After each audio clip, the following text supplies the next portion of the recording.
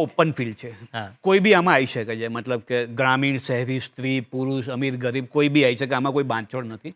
ખાલી ફક્ત તૈયારી હોવી જોઈએ કે તમે આવો ને તરત પૈસા મળે એ પોસિબલ નથી. કારણ કે તમે હજી તમારું કન્ટેન્ટ તૈયાર કરી રહ્યા છો. તમારું ઓબ્ઝર્વેશન શાર્પ હોવું જોઈએ, ધીરજ હોવી જોઈએ. અને અત્યારે જે ટ્રેન્ડ છે સપોર્ટિંગ છે open mic. You have to do multiple open માઇક્સ.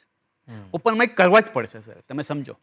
અથવા તો પછી તમને કોઈ સપોર્ટિંગ, જેમ કે હું ઘણી વખત એવું કરતા હોય છે કે અમે બધા આર્ટિસ્ટ છે કે મારો 1 કલાકનો શો છે તો હું જોડે એક આર્ટિસ્ટને લઈ જઈશ જે 5 મિનિટ પરફોર્મ કરશે. તો એ માણસને બી એક ચાન્સ મળ્યો છે. જે અમિતભાઈએ મારી સાથે કર્યું હું બીજા સાથે બી કરું છું. બિલકુલ. કે જેથી કરીને બધા આર્ટિસ્ટને ચાન્સ મળે. તો જે ફેમસ આર્ટિસ્ટ છે, જે અત્યારે થાય જ છે, કે જેમ કે બહારથી કોઈ આર્ટિસ્ટ અમદાવાદમાં આવે તો એના પહેલાં ઓપન કરનાર 3-4 જણા હોય છે જે એમને પ્લેટફોર્મ આપે જ છે સર. તો એ પ્લેટફોર્મ મળે છે એનો તમે પ્રોપર ઉપયોગ કરો. યસ.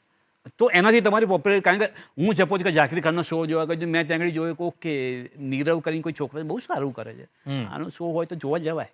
તો એ રીતે ધીરે ધીરે તમે પોપ્યુલર થતો. તમે એમાંથી કોઈ રીલ કાઢો, રાઈટ. એ રીલ તમે મૂકો અને તમારા પ્રોફાઇલને તમે મજબૂત બની શકો. પણ હા, પોસિબલ છે.